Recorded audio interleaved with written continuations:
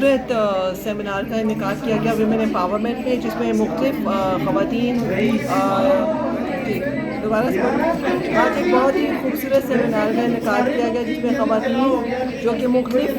शुबात से ताल्लुक़ रखती थी, उन्होंने अपनी अपनी लाइफ स्टोरी बताई और इस चीज़ पर फोकस किया गया कि इस मुल्क की आधी आबादी ख़वातीन पर मुश्तमिल है और जब तक उन ख़वातीन को एक इनेबलिंग इन्वायरमेंट नहीं मिलेगी, तालीम का हक़ नहीं मिलेगा, फैसला साजी का हक़ नहीं मिलेगा, उनकी हेल्थ और सिक्योरिटी की श्योरिटी नहीं होगी, इकनॉमिकली उनको एक्टिव नहीं किया जाएगा, तो ये मुल्क तरक्की नहीं कर सकता। और जब तक हमारे मुल्क में सोच की तब्दीली नहीं आती, चाहे कितने ही कवानीन बन जाएँ, पॉलिसीज़ बन जाएँ, तब्दीली नहीं आएगी। इसलिए शऊर और सोच की तब्दीली पे काम करने की ज़रूरत है।